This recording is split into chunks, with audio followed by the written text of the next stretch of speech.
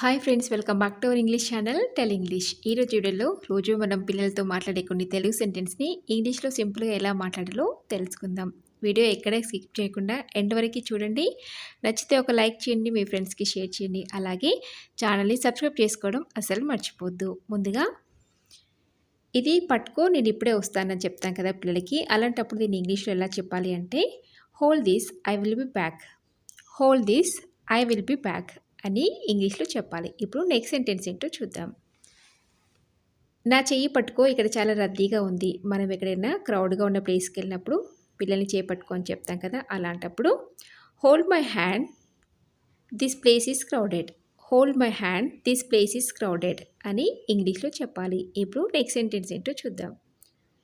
నీ చేతులు మురికిగా ఉన్నాయా అని అడుగుతాం కదా, అలాంటప్పుడు are your hands are dirty. Are your hands are dirty అని ఇంగ్లీష్లో అడగాలి. అలాగే కిటికీ పెట్టు అని చెప్పడానికి close the window. Close the window అని ఇంగ్లీష్లో చెప్పాలి. ఇప్పుడు చల్లని నీరు త్రాగకు అని చెప్తాం కదా పిల్లలకి. వాతావరణం అంతా కూడా చల్లగా ఉంది, చల్లని నీళ్ళు తాగద్దు, ప్రాబ్లం అవుతుందని. అలాంటప్పుడు డోంట్ డ్రింక్ కోల్డ్ వాటర్ అని ఇంగ్లీష్లో చెప్పాలి. అలాగే ఎక్కడ దెబ్బ తగిలింది, పిల్లలు ఎప్పుడైనా పడ్డారనుకోండి, ఎక్కడ దెబ్బ తగిలింది అడుగుతాం కదా, అలాంటప్పుడు where does it hurts. Where does it hurts అని అడగాలి. అలాగే నీ షూస్ షూ ర్యాక్లో పెట్టుకో అని చెప్తాం కదా, చిందరవందరగా పెట్టకుండా షూ ర్యాక్లో పెట్టుకోవాలని. అలాగే keep your shoes in the shoe rack.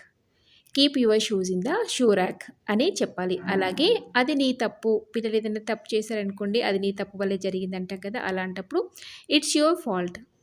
It's your fault అని ఇంగ్లీష్లో చెప్పాలి. అలాగే నేను చెప్పేది విను అని చెప్తాం కదా, అలాంటప్పుడు listen to what I say.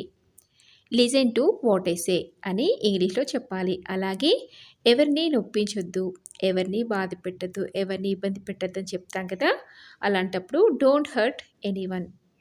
Don't hurt anyone అని ఇంగ్లీష్లో చెప్పాలి. అలాగే ఇక్కడ ఎవరు లేరు అని చెప్పడానికి no one is here. No one is here అని ఇంగ్లీష్లో చెప్పాలి. అలాగే నేను నిద్రపోవాలి అని ఇంగ్లీష్లో చెప్పడానికి I have to sleep. I have to sleep. అలాగే నువ్వు నాకెందుకు చెప్పలేదు అని అడుగుతాం కదా పిల్లల్ని, అలాంటప్పుడు why did not you tell me. Why didn't you tell me అని కూడా ఇంగ్లీష్లో అడగొచ్చు. చూసారు కదా ఫ్రెండ్స్, అన్నీ కూడా చాలా సింపుల్గా ఉన్నాయి.